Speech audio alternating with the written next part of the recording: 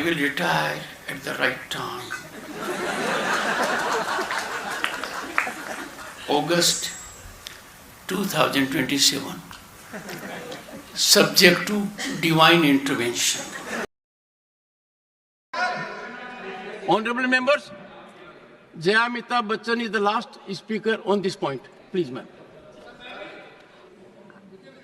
Sir, मैं जया अमिताभ बच्चन ये बोलना चाहती हूँ, मैं कलाकार हूँ, बॉडी लैंग्वेज समझती हूँ, एक्सप्रेशन समझती हूँ। और सर, मुझे माफ करिएगा, मगर आपका टोन जो है is not acceptable. We are colleagues, sir. You may be sitting on the chair. Jaya ji. And I remember when I went to school. Jaya ji, take your seat. Jaya जी, देखिए, सरकार का तो रवैया किसान विरोधी है और किसानों को ना एमएस। आज खेती को बचाने की एक बड़ी चुनौती है। किसानों के खेतों की जमीन का भी आधार लिंक करके उनका रजिस्ट्रेशन पता नहीं क्या क्या कर रहे हैं। तो क्या ये आने वाले समय में किसानों के लिए एक बड़ी खतरे की आहट है कि कहीं जो बड़ी जोत वाले किसान है, ये जो सरकार की या भूमाफियाओं की या व्यापारियों की नज़र अब किसानों की ज़मीन को कब्जे में लेने की? इनका बाप भी नहीं ले सकता। किसान देखिए, इस देश में जो जमीन को छुएगा, महाभारत जमीन के लिए हुआ जी, हर बड़ी लड़ाई जमीन के लिए हुई। किसान बगावत कर देगा और इनको उखाड़ के फेंक देगा। ये चालाकी से कुछ करना चाहते हैं, लेकिन वो होगा नहीं। किसान इस बात को समझे हुए हैं। अच्छा, तो उनकी जागरूकता है। एक दूसरे मैसेज है कि जाति पाति ना मान के सब इकट्ठा हों, जो पेशे के लिहाज से जो खेती करते हैं या जो खेतों पे मजदूरी करते हैं, सब लोग मिलके, चूंकि सबके इंटरेस्ट एक हैं, सब मिलके संघर्ष करें और बात बात पे संघर्ष करें, तो सरकार भाग जाएगी, कुछ नहीं कर पाएगी। सर, भारतीय राजनीति में एक यूँ कहें कि राजनीति का बड़ा और अद्भुत अध्याय है। तो किस तरीके से कभी डर नहीं लगता कि हम देश के प्रधानमंत्री से सीधा मुकाबला कर रहे हैं किसी तरह का? तो ये जो ताकत है, इस ताकत का राज क्या? डरते वो लोग हैं जिन्होंने गलत तरीके से दौलत कमा रखी है जी।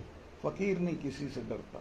मैं तो जब इनसे मिलने गया, उस वक्त गवर्नर था, 10 दिन तक मैंने सोचा कि जाना चाहिए कि नहीं जाना चाहिए, और अल्टीमेटली मैं इस्तीफा जेब में रख के इनसे मिलने गया। और मैंने इनको कहा कि साहब, ये कई महीने से किसान पड़े हैं, इनकी बात मान ली, इनसे कोई बातचीत कर ली। तो बोला कुछ नहीं, चले जाएंगे। फिर मैंने कहा घुमा फिरा के आप मत करिए, किसी मंत्री को भेज दीजिए कि कुछ नहीं होता सतपाल भाई, ये चले जाएंगे। तो मैंने कहा ऐसा है, आप इन्हें जानते ही नहीं, ना सिखों को ना जाटों। सिख तो वो जिनके गुरु ने अपने 4 साहबजादे कटवा दिए, समझौता नहीं किया था। और ये जाट, ये तो लाल किले पे चढ़े रहते थे छठे महीने। इन्होंने तो लाल किला घेर के सरकारों को लाल किले में बंद कर दिया था। तो इन जातियों से बातचीत की जाती है, समझौते किए जाते हैं, लड़ा नहीं जाता। और अल्टीमेटली 4 महीने बाद माफी मांग के कृषि कानून वापस लिए। तो अगर किसान, इनका तो इरादा किसानों को बर्बाद करने का है, लेकिन किसान अगर डटे रहेंगे, मजबूत रहेंगे, तो ये कुछ नहीं बिगाड़ सकते हैं। आपकी बात को अगर प्रधानमंत्री नरेंद्र मोदी समय रहते मान लेते तो इतना बड़ा बवाल बखेड़ा नहीं होता? नहीं, हारता भी नहीं। देखिए, आप ये नारा देते थे अब की बार 400 पार, और आए 240। हारे कहाँ हैं? जहाँ जहाँ किसान आंदोलन है, राजस्थान का हिस्सा, हरियाणा, वेस्टर्न उत्तर प्रदेश, पंजाब, यहीं हारे हैं। तो ये अगर मेरी बात मान लेते तो इनको ये दिन नहीं देखना पड़ता जी। आज भी दूसरी 2 पार्टियों का समर्थन ना हो तो नरेंद्र मोदी तो हारे हुए हैं जी। 240 सीट हैं, बिल्कुल बहुमत में नहीं। दोस्तों नमस्कार। दोस्तों, उपराष्ट्रपति जगदीप धनखड़ के इस्तीफे को 5 दिन हो गए हैं और धीरे धीरे लोग सामान्य होते जा रहे हैं, लेकिन भारतीय जनता पार्टी के अंदर एक चुप्पी साध रखी है कि अंदर ही अंदर कुछ पकड़ा।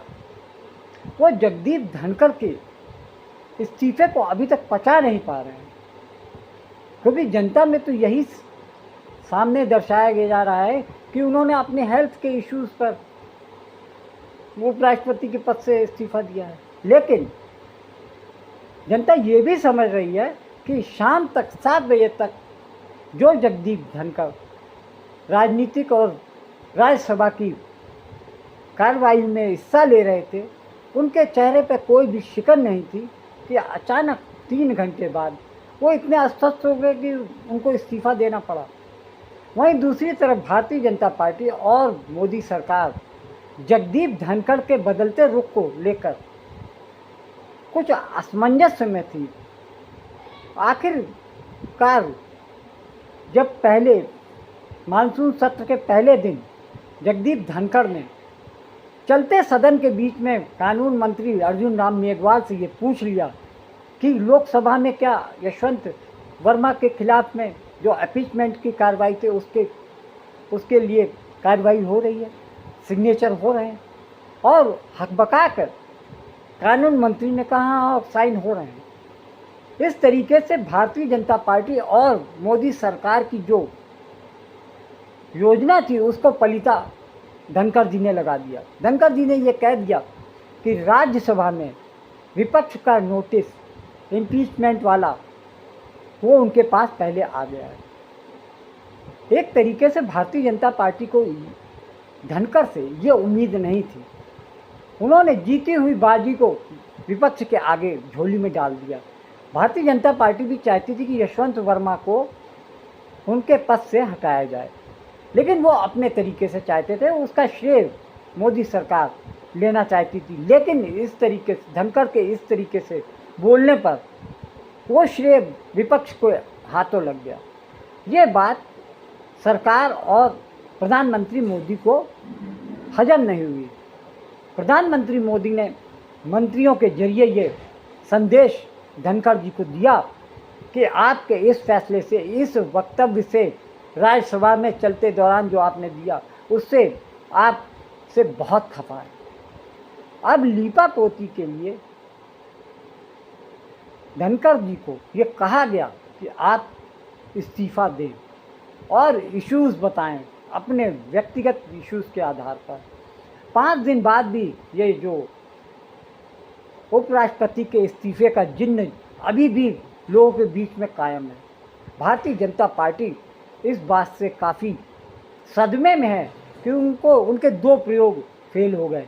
एक प्रयोग वो था जब उन्होंने सत्यपाल मलिक को जम्मू कश्मीर का राज्यपाल बनाया, उसके बाद से फिर उनको गोवा भेजा, फिर उसके बाद मेघालय भेजा, और उसके बाद जब वो राज्यपाल के उससे हटे तब उन्होंने बिल्कुल मोदी सरकार और प्रधानमंत्री मोदी पे सीधे हमले करने शुरू कर दिए।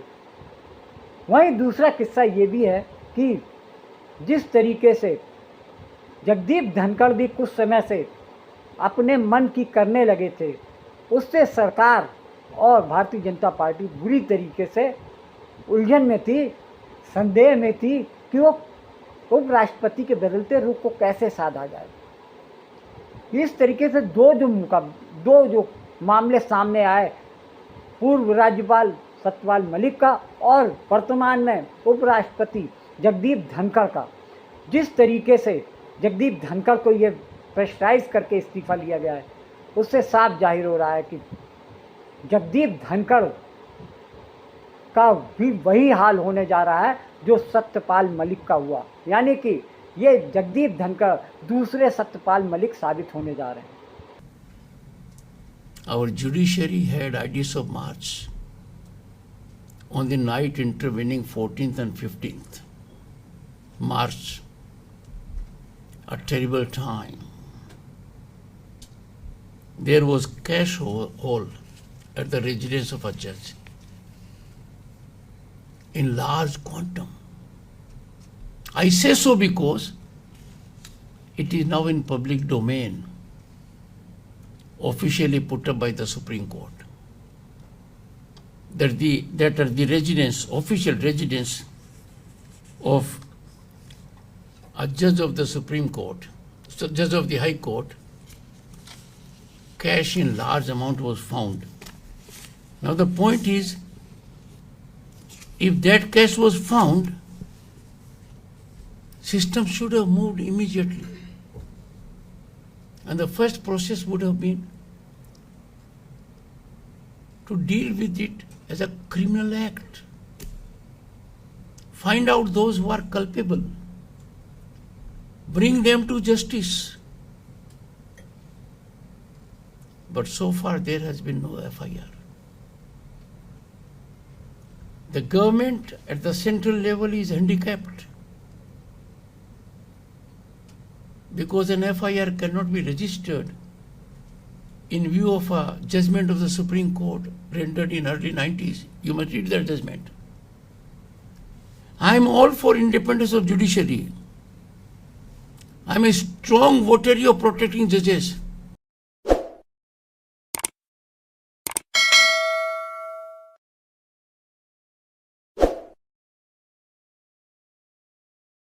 अब ये अंदेशा, चर्चा है कि पूरे देश में ये चर्चा राजनीतिक गलियारे में हो रही है कि क्या उपराष्ट्रपति को नज़रबंद कर दिया गया है, उनसे मिलने और उनको किसी से मिलने पर पूर्णतः प्रतिबंध लग गया है। उनसे कोई मंत्री या भारतीय जनता पार्टी के अलावा कोई और राजनीतिक दल का नेता उनसे मिलना चाहता है तो उनको मिलने पर प्रतिबंध है। दूसरी तरफ ये देखा जा रहा है कि 5वें दिन ही मोदी सरकार ने जिस तरीके से वीपी एनक्लेव, जो कि नया विस्टा बना था, नई सरकार प्रधानमंत्री रहने के आवास, उसमें जो वीपी एनक्लेव बना था उसको इतनी जल्दबाजी में बंद किया जा रहा है। यानी कि 5वें दिन ही उनके लगभग सारे अफसरों को उनके पुराने विभागों में भेज दिया गया है। 2-4 कुछ बचे हैं, वो अपने पुराने विभाग में जाने का इंतज़ार कर रहे हैं। ये साफ हो रहा है कि किस तरीके से जगदीप धनखड़ को बिल्कुल नेग्लेक्ट किया जा रहा है। उनको जिस दिन उन्होंने इस्तीफ़ा दिया था उसके अगले दिन से ही उनको ये चेतावनी दे दी गई थी मौखिक रूप से कि आप जितनी जल्दी हो सके इस एनक्लेव को, वीपी एनक्लेव को खाली कर दें। और उन्होंने भी उसी दिन से अपना बैग एंड बैगेज बांधना शुरू कर दिया था। ये प्रक्रिया चल रही है कि अब बहुत सारे विभागों में जगदीप धनखड़ को लेकर कुछ तैयारियां की जा रही हैं, कुछ फाइल्स तैयार की जा रही, जैसे कि विदेश मंत्रालय की तरफ को भी ये चेताया गया है। जगदीप धनखड़ ने अपने 3 साल के उपराष्ट्रपति काल में 4 विदेश यात्रा की, जिसमें से कि उनकी सुरक्षा में चूक के मामले आए। आपको बता दें कि उनसे पहले जो वेंकैया नायडू हुआ करते थे, उन्होंने 13 देशों की विदेश यात्रा की, और उनसे पहले जो उपराष्ट्रपति थे हामिद बिन अंसारी, उन्होंने अपने कार्यकाल में 28 विदेश यात्राएं की। लेकिन जितनी चूक जगदीप धनखड़ की विदेश यात्राओं के दौरान देखने को मिला, लोग हैरानी कर रहे हैं। और भी अन्य विभाग हैं, वहाँ पर जगदीप धनखड़ के खिलाफ में कुछ तैयारी करने की चर्चा सुनाई दे रही है।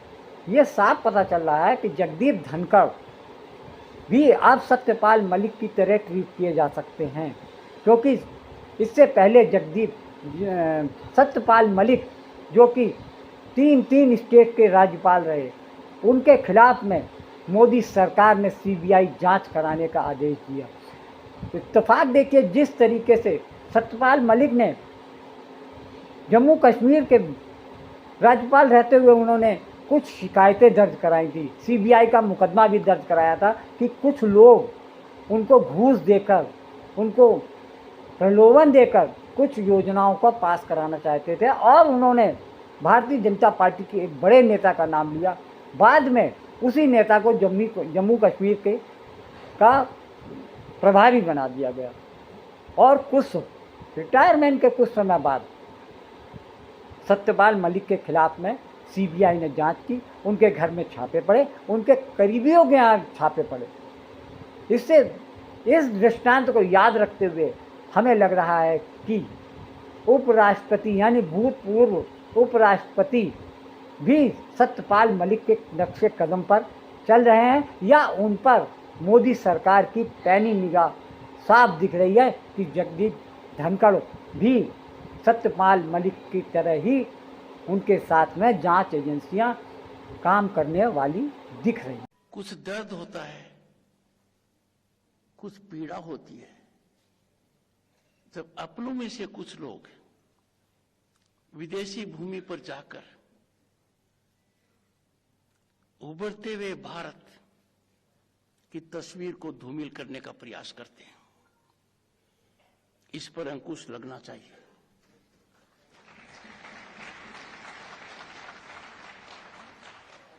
समझ में नहीं आता, सच्चे मन से भारतीयता और भारत में विश्वास करने वाला व्यक्ति भारत के सुधार की सोचेगा, सुधार में सहयोग करने की सोचेगा। हो सकता है कमियां हों, उन कमियों को दूर करने की सोचेगा।